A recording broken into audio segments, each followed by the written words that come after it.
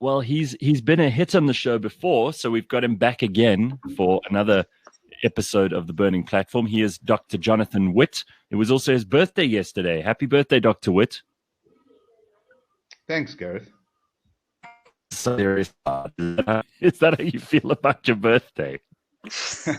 Well, I'll join you guys in a second. I just need to put a shirt on. Oh, my God. Oh, Lord.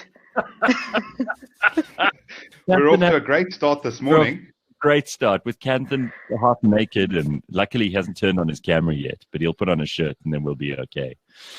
Yeah. All right. So, first of all, there are lots of things that we need to discuss, and then there are a few things that we want to discuss. But the last time I checked in with you, Dr. Witt, we were talking about the U.S. elections and whether or not that's turned out good, bad, or ugly. We'll discuss in a minute. Canthan, how nice to see you with a shirt on. Yes, well, I couldn't really do that to your esteemed viewers. You know? What about us? There's enough toxic masculinity going around without us doing that type of stuff. So, all right, let's start off with, because we're wrapping up the year, and it's been just an unbelievable, record-breaking year in so many ways, and not all good ways. Are you guys relieved that we're coming to the end of it? Do you think 2021 is going to be any better? Or are we fooling ourselves by putting this ridiculous arbitrary calendar date in and thinking that 2021 is going to be a dream by comparison? It obviously isn't. We're going to have a hangover from 2020, and it might last a lot longer. Or am I being cynical? I think it's your job to be cynical. Yeah. What were you saying, Jonathan? You're fooling yourself thinking that anything's going to change. The reality is that government is about to try and escalate things again, as really Mkhize said last night. And the lockdown ain't going nowhere, and it may very well get worse again. And 2020 is going to continue into 2021, and the economic damage that's been done is going to continue, and then we're going to start feeling it on top of that. And yeah, we're going to have just the same problems, in my opinion. Well, let's just start with something that I've seen you've been going crazy about on social media. We talked about it. Tumi and Sian Bulelo and I were talking about rage just a minute ago, and how that's been called a super spreader event. Do you believe that there is such a thing as a super spreader event? And what is the reason for you getting so uptight and angry about rage? Tell us how you feel. Well, the problem is that there's no definition for a super spreader event. So as things stand, a super spreader event is, if Republicans gather together in the United States, that's a super spreader event. If Donald Trump does anything, it's a super spreader event. If the EFF march by clicks, by the hundreds, that's not a super spreader event. If BLM march, that's not a super spreader event. But if a few kids go down to rage, middle-class children, and have fun for a week, that's a super spreader event. So this is the problem I have, which is inconsistency, and that there is actually no definition for a super spreader event. Certainly it's possible, and we know this from restaurant dining, for example, that it's possible that if you put a whole bunch of people in a restaurant and one of them is sick with any respiratory virus, and you have certain types of air conditioning systems and airflow, it's possible that a number of people then get sick as a result of that interaction. Except, Jonathan, was it not true that these rage events are in fact outdoor events? Yeah, so I'll get onto rage now, Canthan, because the freak out about rage is completely ridiculous. So before 7 o'clock, you had someone who sent through a message, which is absolutely accurate, which is that this is an event that takes place countrywide every year and has done for more than 20 years now. And the reality is that these are kids who've just finished exams, so they're de-stressing. They go down, they drink, they smoke, they're partying, they're singing, they're kissing, they're staying up until late at night. And in my experience, from a medical perspective, there are plenty of kids who come home from rage sick. This is just simple as that. And the reality is that I think most of them have followed that pattern this year, and they haven't come home sick with corona, in my opinion. They've come home sick with flu. And the reason I say that is because the claim from the media and the claim from all the people shrieking is that the majority of these children have come back with symptoms, except for the fact that coronavirus is 80% asymptomatic. So how is it possible that rage suddenly caused a symptomatic coronavirus spread when coronavirus is asymptomatic? So that's just on that point. How come so many of these little pressies are being tested positive? Well, yeah. What does tested positive mean? Does it mean that you're actually infected? Does it mean that you're capable of spreading the infection? The answer to that is no. It's in fact showing up that you've been testing. Okay, go for it, Jonathan. Let's start out with the first proposition, which is that a whole bunch of kids on Sunday morning, we get told, have tested positive and Rage was a super spreader event. Except I went and asked the organizers of Rage in Belito. Firstly, let's remember that government posted literally fake news as part of a release in which they said that Rage Plet, Rage Belito, Rage Johannesburg, and Rage somewhere else, I can't remember the fourth one, but they listed 4 had caused super spreader events and had caused the coronavirus spike. 3 of those events never happened, and no journalist took it upon them to question why the government had outright lied. And that lie has been allowed to stand. So that's the first point. The second thing is, if you go and ask the organizers of Rage, what actually happened is a number of kids went down on holiday last week, at the beginning of last week. Right. And then the official Rage event was on Friday night, and a number of the events were cancelled, by the way. But the one that took place by the organizers was on Friday night. It was meant to be in Belito. It was then moved to Kings Park. It was then moved from Kings Park to a club across the road. Kings Park, by the way, would have been outdoors, but the government chose to move them to cancel that event, so they moved them indoors. Now, the point is that the official Rage event that happened was on Friday night. We wouldn't have known about any positives until earliest yesterday, Wednesday. So the idea that on Sunday they were saying Rage had caused a super spreader event, the only thing that could have caused infection spread supposedly could have been kids going on holiday together. So if that's the argument, then holidays for everyone need to be shut down. Because I don't know about you, but I know lots of people going to Cape Town. It's going to be packed this year. Absolutely packed. And Durban. So we must now point fingers at the kids. This is absolute nonsense. And the reality is that no official Rage event caused a super spreader event. If you want to claim that there was a super spreader event from Rage, it was as a result of children going down on holiday. Now, in terms of the testing, apparently there's a whole bunch of kids tested positive, and I'm aware of a few children that have tested positive myself, including one of my relatives who's received death threats. I might add an 18-year-old child receiving death threats. Why is someone getting death threats? Because the community is absolutely and unbelievably ridiculous, and basically their behavior is unacceptable. The kids have received death threats. The parents, similarly. What are you talking about? Sorry, Jonathan, you can't drop a bomb like that and then just walk. Yeah, what is that? The community that these people are involved in, wherever they happen to be, their school communities, those communities, that is what is happening currently in those communities. Those parents are being admonished. They're being treated like lepers for allowing their children to have a break after possibly one of the worst years of their life, for an event they all look forward to for several years of their life. It is absolutely unacceptable. But on the point of positive testing, I would ask people to go and have a look at something called the Carmen Drosten Review. There was a paper released earlier this year when COVID was coming out, and they were deciding how exactly we were going to diagnose COVID.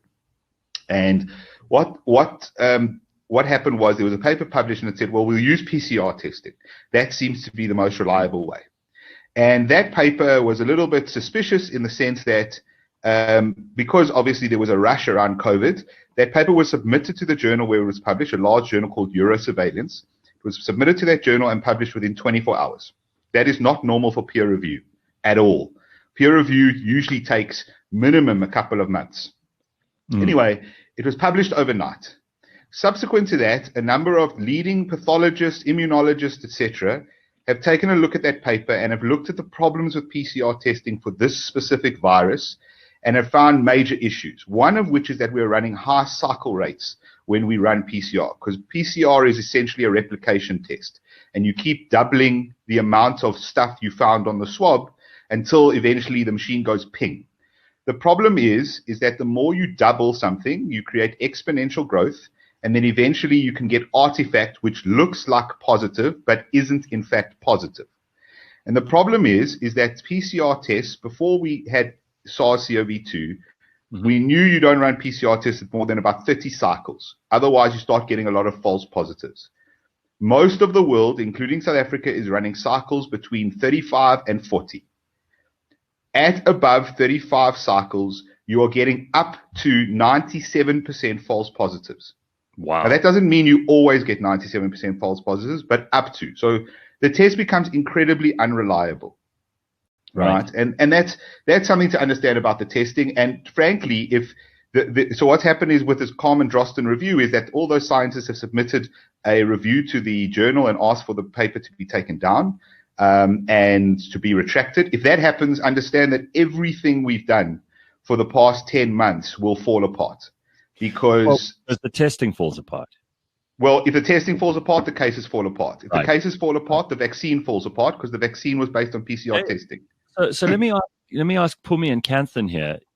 If we do, and certainly it looks like government are building up to this, whether the testing is accurate or not, whether they've got their own agenda going on here. If we go into another kind of lockdown, or we do what Europe and America have done, and we stop events and we stop people from moving around and we stop selling certain things again, do you think that that's going to help? I mean, do you think that government has got any? Do you think they're being duplicitous here? I think they're just being clueless. Never attribute to malice what is best explained by incompetence, as I'm fond of saying. Booms, you're smiling. What does that mean? No, I'm so glad we get to have a conversation with the medical professional, and this is one of the things that I've wished for over the past couple of months. Jonathan, in your view, what would be the best way, given where we are now, right? So we do have cases, we do have a particular environment that, as you say, any respiratory illness would be spread in. So what would be in your view, what would be the best way to deal with the situation we are in now, where we know we have a lot of immunocompromised people? We know we have overcrowding in a lot of places in this country, and we know that we have a collapsed healthcare system. What would you do differently? I think it's an important question because it's fine to find the response problematic, but if you don't have an alternative, that's an issue. So I'm not sure if you're aware of something called the Great Barrington Declaration. It was something that came about a couple of months back now. Harvard professor, Yale professor, Oxford professor, and Stanford professors got together with a number of other groups sort of backing them. And they sort of looked at this problem based on the evidence we had up until that point, which was around beginning of October, and said, well, what's working, what doesn't. So like lockdowns, for example, have not been shown to be effective based on data. So the reality is that we seem to have abandoned a basic understanding of biology. Most university kids, those ones that were on Rage, in 6 months' time, when they've done a little bit of biology at a university level, they'll be able to tell you that humans have never beaten any viruses except for smallpox. There are thousands of viruses. We do not beat viruses. Viruses make their way through populations until they are finished making their way through populations.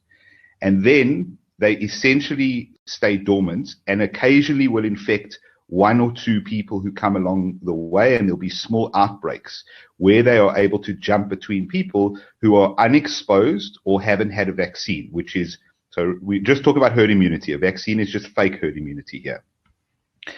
In March, on the Renegade Report, I said specifically as a thought experiment, because it was a controversial statement at the time, it might still be, but the reality is we should be doing what just happened at Rage. We should be wanting as many young people to get infected as possible, because you cannot stop the virus. If I say to you, we essentially have a situation where we have 100 people in a room, and 10 people are age 0 to 10, and 10 people are age 11 to 20, and 10 people are age 21 to 30, and so on, all the way up to 100. And what is going to happen is a virus is going to be released into the room. And what you know about the virus is that it will most likely, the people it's most likely going to kill are the people over 70.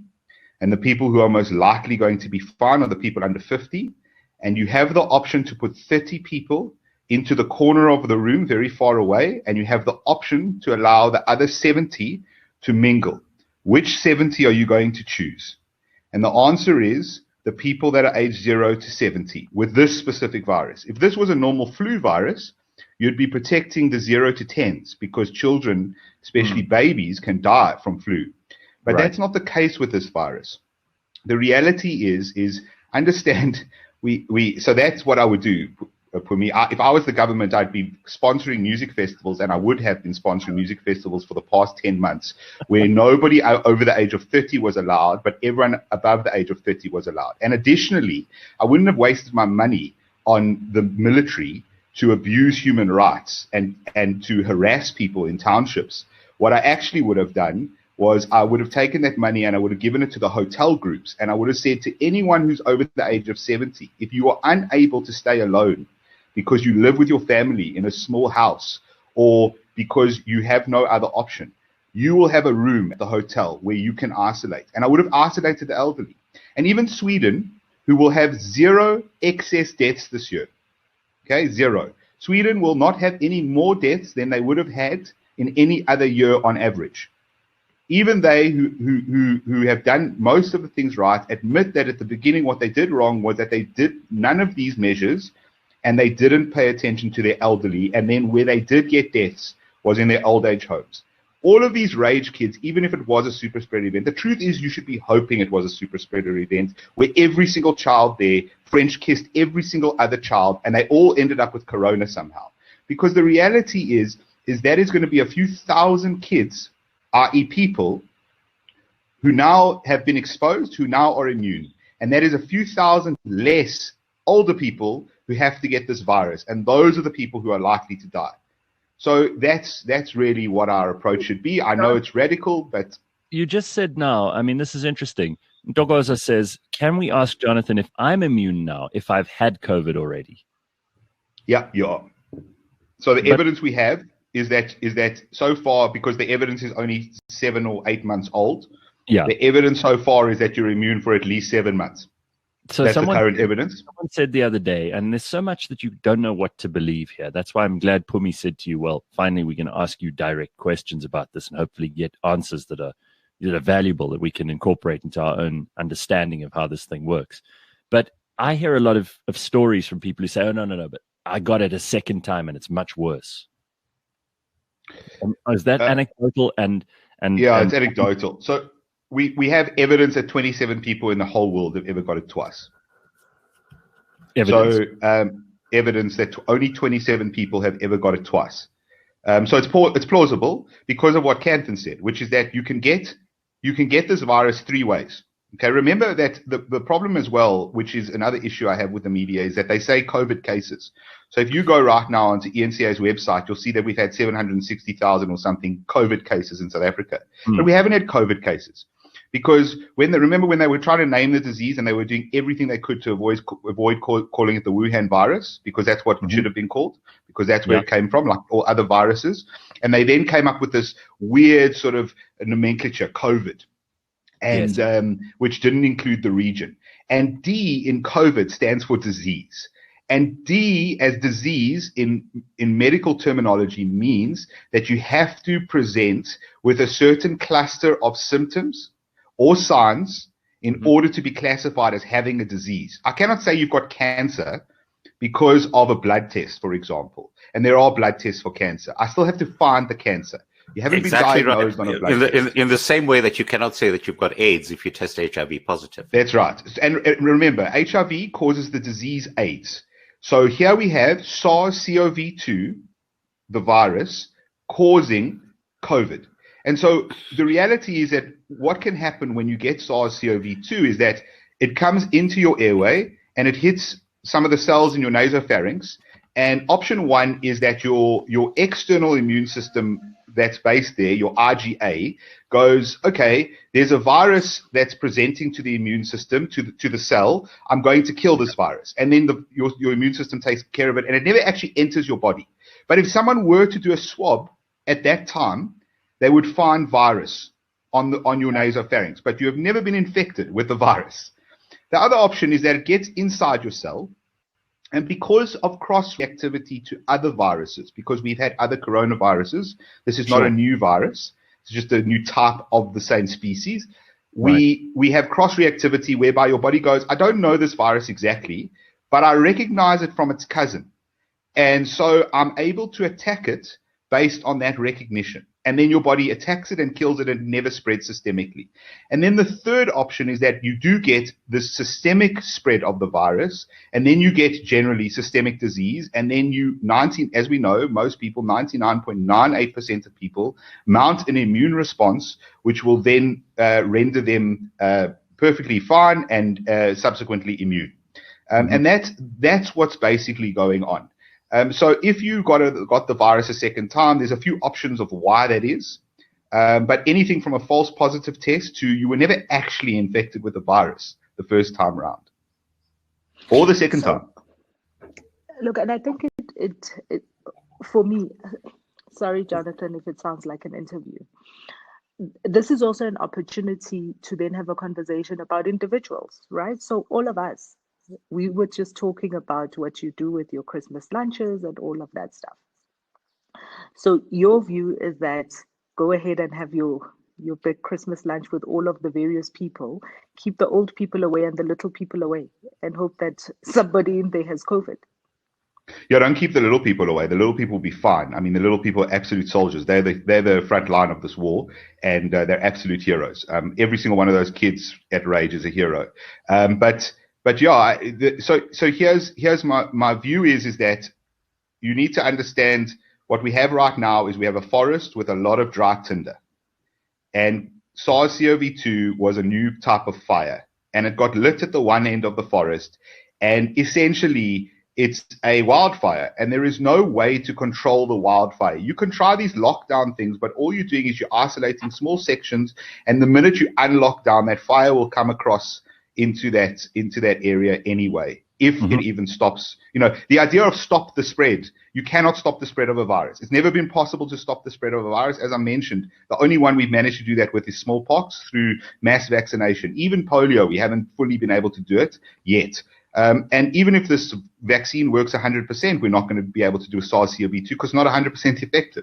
So the reality is that that's what we should be doing on a public policy level. We should be saying we understand that aspect. Right. For me, as an individual and with someone who's very much aligned with believing in liberty and individual choice, I think that we are 10 months into something that the whole world knows about now. Even the most sort of backwater places, even the most uneducated people know there's a virus and know that you're meant to take all these sort of precautions against the virus. We can talk about whether any of those work, but they know it. And so why are we not allowing people to have free choice? The argument against Rage is, all these kids went and got sick, and I go, well, so what? They're kids, they got sick. They have a 99.9994% chance of survival. And people go, well, but they'll go home and infect grandma. So, okay, if that is true, why are they going home to grandma? Then just either they mustn't go on Rage in the first place if they live with 85-year-old grandma. That's your personal decision to make in your family. Or don't expose them to grandma. You shouldn't be exposing grandma already. So all the elderly people in my life, but the question is, why would be careful? Why would you want Zweli Mkhize involved in that? Surely you can make those decisions. Well, 100%. You should be able to make those decisions. And it's weird that the public isn't seeing that, since Zweli Mkhize has had COVID. Well, he's had SARS-CoV-2, and Gwede Mantashe has had SARS-CoV-2, and several of the top politicians in our country, Alan Winde included, who's acting like an absolute moron in the Western Cape, has had SARS-CoV-2. All of these guys have had the virus. They're all old. They're all, inverted commas, immunocompromised, because age is the biggest factor of immunocompromise, and they're fine. They're absolutely fine. And the reality that we can't seem to see in front of our own eyes is that, yes, there's a virus. Yes, it kills some people, unfortunately. But at the end of the day, it's no much greater than viruses we've dealt with in the past. And we really just need to get on with it, because even those people who are supposedly at high risk have an incredible chance of survival. What do you think? Donald Trump is not a healthy man, and he survived COVID. Rudy Giuliani is not a healthy man. He survived COVID. That fat former governor of New York, not New York, New Jersey. I can't remember his name, but the guy is like 400 pounds. Governor Chris Christie. Yeah, I mean, the guy can barely walk properly. There's a picture of him on a beach chair that was almost collapsing underneath him when he closed down the beaches and sat there with his family. You know, the reality is that you are eminently likely to survive COVID, and we seem unable to tear ourselves away from the one case we heard about that died, from the one youngster we heard about that died. And that seems to be illogical. Yeah, but people are illogical. Look at what's going on in Britain and in Europe, because they're behaving like this is the first time they've ever had an existential threat in their lives. And for many of these people, it is the first time they've had an existential threat. They want someone to protect and guard them and look after them and make sure that they're safe, as if that world ever existed where you were totally safe before. And somehow they think government has the power to stop a virus. It's crazy.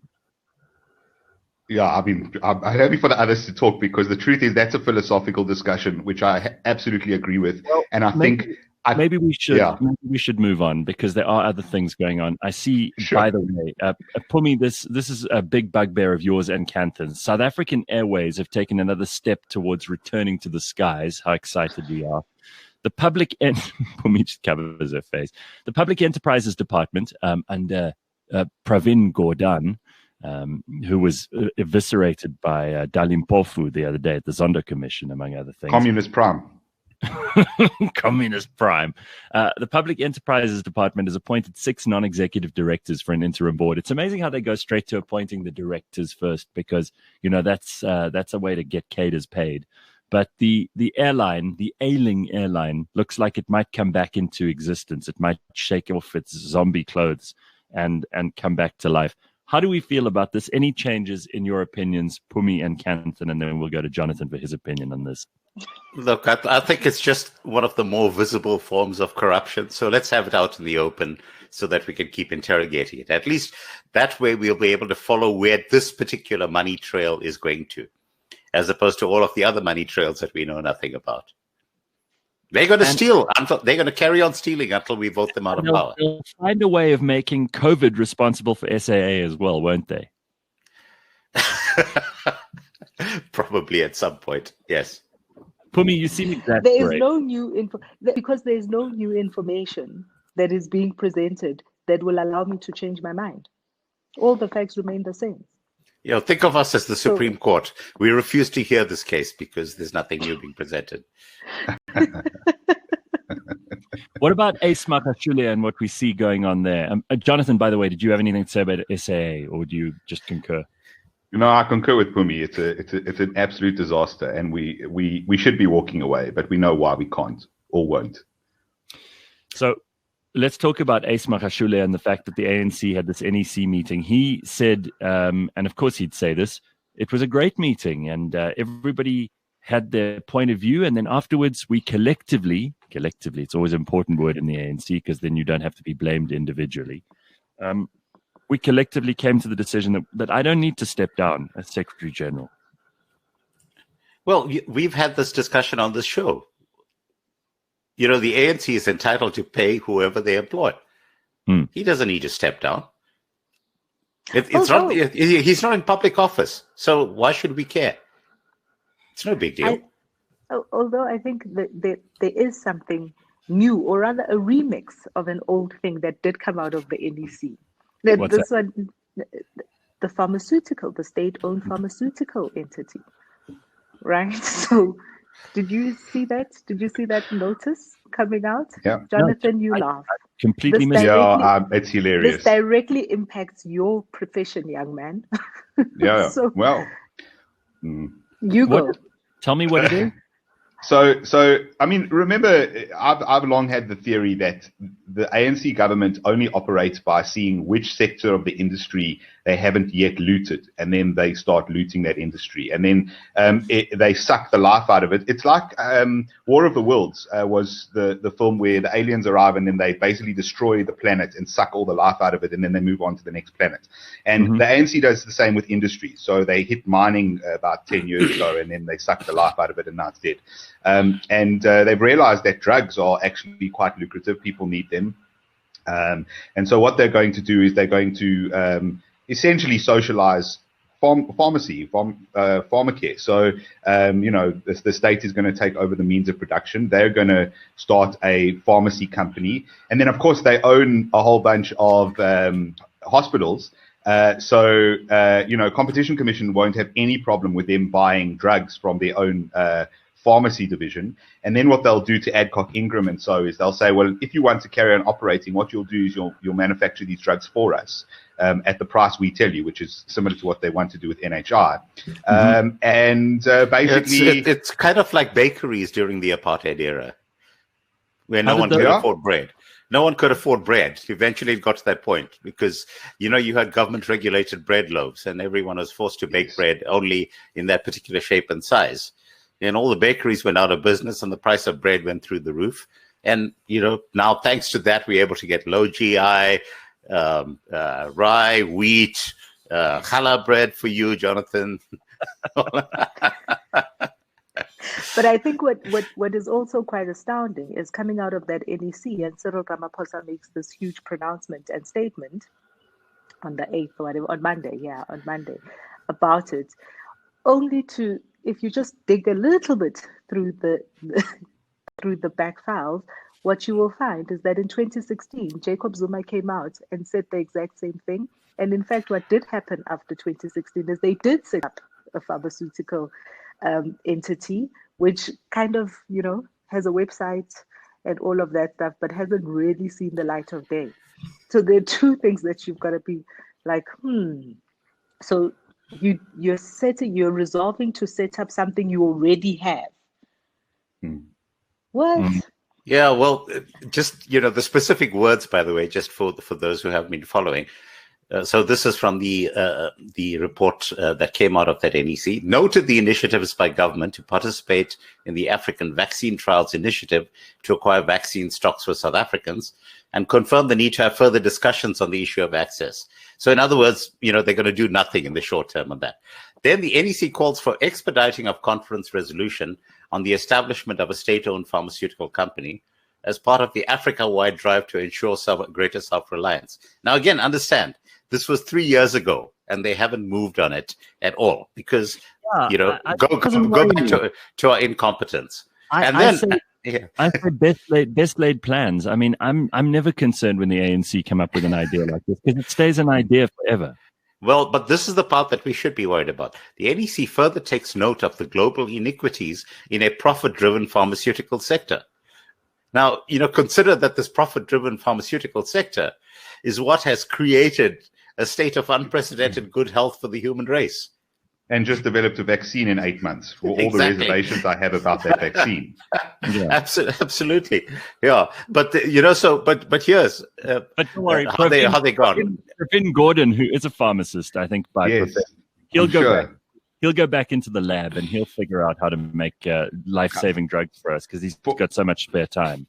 For me, they're phases, and I think for me, the reason why they've made a thing about it now is because it allows them to start legislating on it. And once you start legislating on it, and you put in a law that says, for example, all primary health clinics will buy their drugs from the National Pharmaceutical Agency, then that changes the game completely. But I feel like there's different phases that go on with this process, and phase one is sort of setting up a structure and buying office space in Midrand and hiring a whole staff, and then you've sort of paid 400 cadres. You've got 400 cadres on payroll, and if it doesn't go beyond that, at least you've got 400 on payroll, and that's 400 more that you didn't have before. And then if you're able to sort of take it to the next level, where you take it a little bit further and you sort of make a national body, now you've got 1,200 or 1,500 on payroll.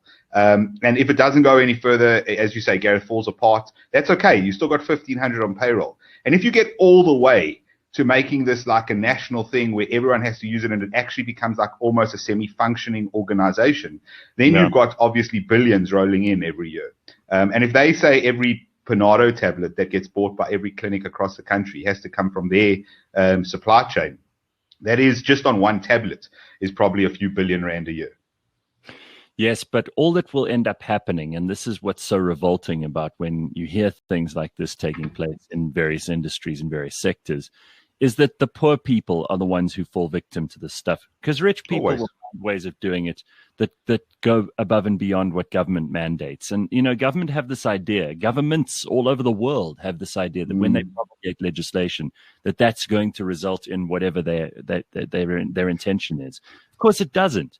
Because it results in two different streams. It results in a stream where ordinary poor people who are struggling through life and depend on certain things from the state are left to their own devices or end up being oppressed, victims of the system. And then other people who are rich and independent of government who end up finding their own way of doing things, which falls outside of government scope anyway. So all they do is they create more inequality and inequity. Not less. Yeah, I mean, I fully agree with that. I think if you look at a lot of the decisions that our government has made, we can go back to COVID again. The reality is the people who've been most hardest hit are the poor. Most of the policy decisions have hit the poor the hardest. Even the stuff that the ANC has done well, did well over the first 15 years. House building, for example, was still a bad strategy for the poor because they built houses that they never gave title deeds to. So, the house is great when you first move in, but you can't really do anything with it because you can't leverage it as an asset. There's this constant sort of ownership of the poor because the truth be told is I think most of these people think that the poor are too stupid and ignorant and can't think for themselves. The reality is we're in a COVID situation because it's the middle classes turning around and going, the poor can't be trusted to deal with this virus. We have to tell them what to do. So patronizing. Can I just quickly get us onto a subject that came up this week? There are some interesting reports put out by a financial services company that figured out that during lockdown, 42.7% of small and medium-sized enterprises in South Africa have been liquidated, are finished, are out of business. 42.7%, almost half the small businesses in South Africa have been wiped out over the last 8 months.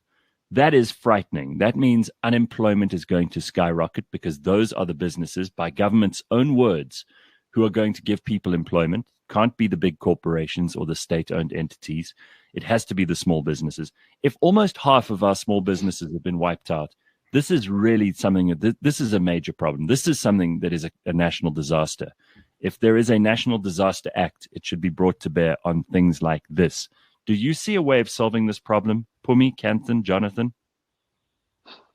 No, there's no way of solving this problem. Remember, we've been talking for the past couple of months about the fact that for most people, the economic crunch from the devastation to our GDP has not yet hit most people, but it is going to come. So, going back to our original point, is 2021 going to be worse? Yeah, 2021 from the point of view of the economy, is going to be a lot worse because those businesses, once they shut down, they'll never come back. Remember that a lot of these places started off because people essentially quit their jobs, took their retirement funds, used it to do things like buy a franchise for a fast food chain, set up in a shopping center, and were able to generate a reasonable salary for a family group, which was going pretty fine up until the time that COVID hit and the lockdown happened.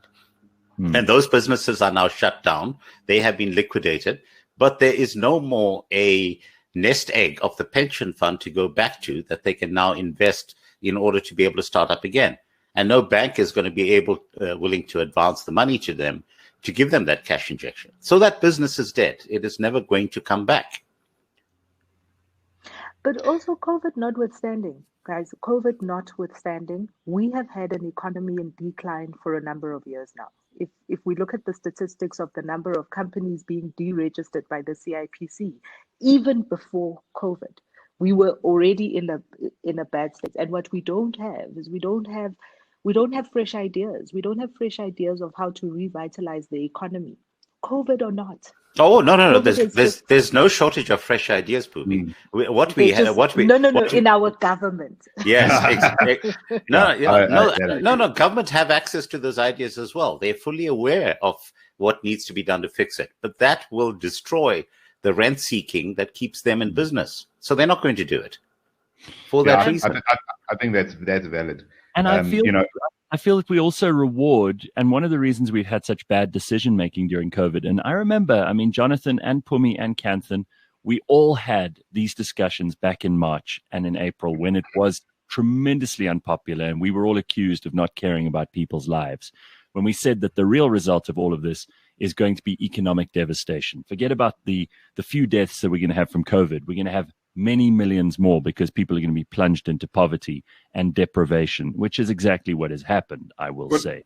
But there seems to be an incentive for government to make bad decisions because it looks like they're doing something. And this is the case for Britain. It's the case for the US. It's the case for South Africa. It's the case for all governments all over the world. Their incentive is we've got to be seen to be doing something. So even if it's the wrong thing, at least people won't accuse us of outright murder. And I think the same goes for the economy, is they've gone, well, we've got to lock down. Gareth, you give them too much credit. I mean, we have accused them of outright murder. Exhibit A, Marikana, and they don't give a shit. Yeah, I think this is a two-sided coin, though, what you're referring to. Because the one is that government... I don't think they're so innocent. I agree with Kanthan. They don't give a shit what they do to the public. Corona, as an example, Panda released one of their first things they released. We released was around the 1st of May, ironically Workers' Day, saying that the economic devastation was going to lead to 30 times more year lives lost than actual COVID. We did that as a conservative estimate, and we've turned out to be absolutely correct. The year lives lost are going to far exceed that as a result of the economic devastation and all the things that come along with that because of a government that doesn't understand that an economy is interconnected. But I also think that the other side of that coin is that people need to stop believing the government is their daddy. You cannot break yourself free from this unless you want the government to take care of you and to take care of everything. And we have globally, frankly, an issue where people are not willing to take individual responsibility. And you look at labor laws, for example. The reality is one of the things that could easily fix a lot of our problems is if we dissolved most of our labor laws. None of the ones that prevent slavery and all those things, I'm fully in support of those. But the ones that say I can't hire and fire you as I please. And the ones that say you can't be hired and fired and will hire and walk away from a job as you please. The realities are is if we took those away, a lot of the problems disappear. But the government is unwilling to do that. And frankly, I think a lot of the public would view that as a problem. When I discuss this idea with people, they are very intransigent on it. And so until people are willing to accept that government is not their parent and that they are a grown adult who must look after themselves, and government's essential role is to make sure that if they are gunned down in the street, that someone is brought to justice for that. And that is basically government's role. That's it. That's all. The government's role is not to make sure you have a roof over your head. The government's role is not to make sure you get fed or to make sure that your employer was fair with you. If they weren't fair, go to the court and take them on. But other than that, this idea that government, and unfortunately, it's being pushed globally. I mean, it's not just South Africa. Look at the WEF's Great Reset. They had an actual advert that said, you will have nothing and you will be happy. So, the whole world, in terms of government, globalism says that governments must look after the people and the people must not worry about anything. That is their ultimate view. And if you take that ultimate view, then you must be happy with what you get. Yeah, I think that there's increasingly opposition to that point of view, though. And there are more people all over the world every day who are starting to say, no, you know what, frankly, I think we'd rather make our own decisions, whether it comes to our health, whether it comes to our own vision of what the economy should look like and how we'd like to raise our children, frankly, because, even that's become something controversial. Can we quickly turn our attention? I know that it is a bugbear of yours, Jonathan. I haven't heard from you in a long time about the US elections, and I must be honest with you, I haven't been on social media that much lately. What's going on? When is D-Day, and when will we know what the hell's happening in terms of a final result here? Because Joe Biden is now appearing in front of banners that say the office of the president-elect. Donald Trump is not conceding. We don't know what the state of play is in those 6 states which were meant to have declared ages ago: Wisconsin, Michigan, Georgia, Pennsylvania, Arizona, and Nevada. What's going on? What's going on? Look, I am the supposed tinfoil hat wearer here. What's going on is that an election has been fiddled with, and we're being told to ignore that. We're being told that you must pretend like this never happened. Look, here are a couple of... Jonathan, you know what's going to happen now? YouTube is now going to deplatform this video. So, look, firstly, what's actually happening is that there is something called the safe harbor date, which is when the states are meant to sort of verify all their results. That was on the 8th. But that's not a constitutional date. It's just a sort of traditional date. There's then the electors are meant to sit on the 13th or 14th. Also not a constitutional date. The only constitutional date is the 20th of January. The new president has to be sworn in on the 20th of January, and if he isn't, there will be a constitutional crisis. In my view, that will still be Joe Biden. There are some court cases obviously going on. Important to note that the Pennsylvania court case didn't get rejected by the Supreme Court. They just basically said that they weren't going to hear it as an urgent matter. So we might find out. The other thing we need to point out is that Pennsylvania court case was not a Trump court case. Yes. It was brought by other people. Yes. We may very well have that court case a year into the Biden presidency and find out that the Biden win in Pennsylvania was not actually legitimate. And good luck to American democracy then. Because if you think it doesn't have huge ramifications down the line, it will. The other court case that's coming along is the one that Texas is taking to the Supreme Court, which has to be heard because by law, if any state takes on any other state, that has to be heard at the Supreme Court level. And that's been joined by 17 other states or 16 other states, including Texas. And that's going to be heard in terms of voter laws. Now, when I say the election was fiddled with, this is what I mean. If I told any South African that the way we were going to run elections next year, the local government elections or a presidential one, a national one, if I told everyone, look, what we're going to do is because of COVID, we don't want people gathering at stations, voting stations. Right. So what we're going to do is we're going to take the IEC voter roll as it stands right now, or we're going to give you a couple of weeks to register if you aren't registered. And then we're going to take everyone on that roll and all your addresses. And we're just going to send you a blank ballot paper, blank, okay? And you're going to be able to fill in that ballot paper as you please. And when we send it to you, we'll send you a return postage. Let's live in a world where the South African Post Office works. We'll send you a return postage, and you can drop that in your local post box or take it to your post anywhere, your post office, and send that back. And that's how we're going to run the election. And over and above that, what I'm going to do is I'm going to give the power to any political party, be it the DA, the ANC, the EFF, the ACDP, whoever. I'm going to give them the ability to knock on your door the day after that mail has been sent out with that ballot, and they know you've got it in your possession. And I'm going to allow them to say to you, hi, I'm from the DA. You can do it in your Helen Ziller voice, Gareth. Hello, I'm from the DA, and I would like your vote. So that I'm going to allow Helen Ziller to knock on your door and convince you to vote for her and give her your ballot in her hand. Now, all those things happened in the United States. Okay, those things happened. We would not allow that in South Africa, and we would not call that democracy. All right. Over and above that, there are a number of statistical variables which do not play out accurately for Joe Biden to win this election. So bellwether states that have never been wrong, essentially, getting it completely wrong, but like all of them. There's a statistician, I think I stand to be corrected, but he's at one of the Ivy League universities, and he worked out that the chance of Biden flipping the election after Trump's lead going into about 2:00 in the morning, before all the shenanigans supposedly took place, was 1 in a quadrillion. 1 in a quadrillion was his chances of flipping one state.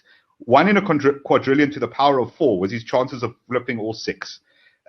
So there just are too many things. And look, the problem is that elections are contemporary. So you win an election today or tomorrow. 4 weeks later, 8 weeks later, to argue about it is essentially a waste of time. The reality is that Robert Mugabe knew this very well. If you can just hold on to the firestorm for a week, you have won. And yes, people will forever go, oh, remember the 2000X election, it wasn't legitimate, but you'll still be the president. And so that's, in my view, what has taken place. Yeah. I mean, Kanthan, do you have any updates on the US election from your point of view? Yeah, look, I think the media keeps getting into frenzies based on the fact that there are these range of lawsuits that have been brought by a number of people. But this Texas lawsuit is really the only significant one that actually matters. And it is going directly to the Supreme Court. And the reason why this actually matters is because Texas is actually arguing on the basis of constitutionality in terms of what the states, of what these disputed states actually ended up doing. Now, let me explain what that means. In terms of the laws around how you're meant to vote in each of the respective states, everyone should be able to vote in exactly the same way. But what you've had is a scenario where some counties change the rules. And Texas is basically arguing that this violates the Equal Protection Clause of the United States Bill of Rights. And therefore, this ends up being invalid. And Texas has now been joined in this lawsuit by 17 other states in the taking it all the way to the Supreme Court. Right. And so this is going to be the one to actually end up watching, because it and Texas is basically saying that because of the fact that you had differences in voting rules in each of these different counties, that's why you ended up with voting irregularities. And they're wanting people, the Supreme Court, to say Georgia, Michigan, Pennsylvania, and Wisconsin violated the Constitution, and therefore they want those results to be overturned. Now, 17 other states are also doing the same thing. It's going to be an interesting turn of events. And that's the only one we need to watch. Do you have any feelings on the way this is going? Well, it's not a feeling, it's just an observation that actually, and first I want to tell you about in Zulu tradition, when you see, if you see the nakedness of an old person, the idea is that you will have bad luck follow you for the rest of your life, right? Yeah, I can't believe that. It's called Ibad. And the reality is, no matter what the outcome of this election is or any of the court cases are, essentially Americans have had a front view. The skirt of American democracy has been lifted, and we've all gotten to see the nether regions of the grand old lady that is America, and the liberty in the US. And the long-term effect is that there is a chipping away of the belief in democracy for a lot of people, whether you believe the election was stolen or not, whether you believe the constitutional rights of people were compromised or not. The reality is, going forward, a lot of people are going to be very suspicious about how democratic is the US really, and how does that electorate system of theirs really work. So we've seen the guys. We've seen the nakedness of this ugly old man, and whether it's Biden or Trump, it's an ugly old man. And it's a bad omen for democracy around the world. Now, two things I want to point out. Firstly, Pumi, you're doing cultural appropriation, because the story about the story of seeing the old man naked comes from the Bible. It was Noah. Okay, Jonathan will bear me out on this. I don't know. I have to check one of those books back there. No. It's in Genesis chapter 9, verses 20 to 27. Because Noah got drunk and passed out, and while he was passed out, his kids went and covered him with a cloak, and he said, "How dare you cover me with a cloak while I was naked? Because that meant you saw me naked." And so he cursed the kid, and that's where Canaan came from. But guys, going back to this whole question of the Supreme Court case, here's the reason why this is actually pivotal. because the Supreme Court would have been extremely reluctant to rule against an individual state, because then that would be directly meddling with the internal affairs of the state. And there's the entire separation of powers thing that kicks in. However, when you have some states taking on other states, that's when the Supreme Court is meant to step in. So they can't actually be accused at that point of trying to tilt the election in a particular direction. Right. And purely on the basis of law, if you take a look at the papers that now have been filed before the Supreme Court by Texas, they have a compelling case based on the law of the United States.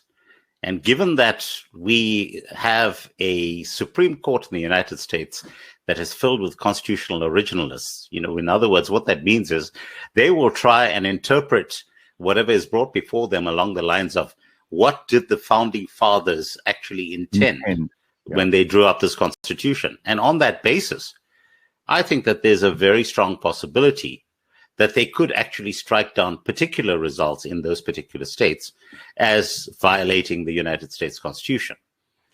And that is going to be a very interesting turn of events. Well, I'm Kamala afraid Harris, hardest hit. Yeah, we are out of time.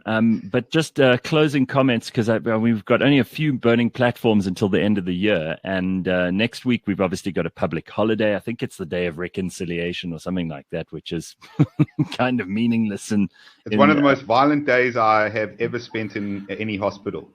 Guys, just so you know, I actually dread the 16th and 17th more than I do Christmas and New Year. Really, are those the worst days? Yeah, I worked a night of the 16th once where I ran, 4 theaters concurrently, all with stab or gunshot chests. Jesus. It was quite the evening. In other words, if you're going to go to a super spreader event, don't go on the 16th or 17th. Those are the overwhelmed. The people seem to be particularly violent. That day and Valentine's Day are the two most violent days in South Africa. That's outrageous. Wow. I had no idea. Yeah. Goodness. You want gender-based violence to reverse, you need to combat Valentine's Day. By the way, guys, this is a polite reminder that we are once again into 16 days of virtue signaling. So, yes. Brace yourself. Good point. But listen, there are a couple of comments here that are worthy of mentions before we close it off today. The first one is from Woody, who says, Canthan looks like a shaman with his hair down like this. We like it. Lots of comments. A downgrade from Jesus. A lot of comments on Canthan's hair. Canthan looks like Bruce Jenner, says David.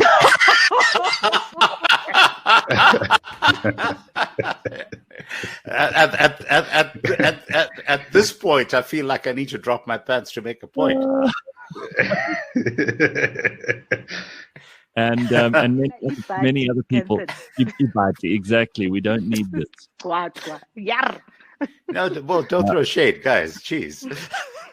A lot of people who love Jonathan's point about humans and their inability to take personal responsibility for things. And I think that maybe that's the biggest division these days in politics, is between people who want someone to look after them and people who want to rather just get on with it themselves and take responsibility.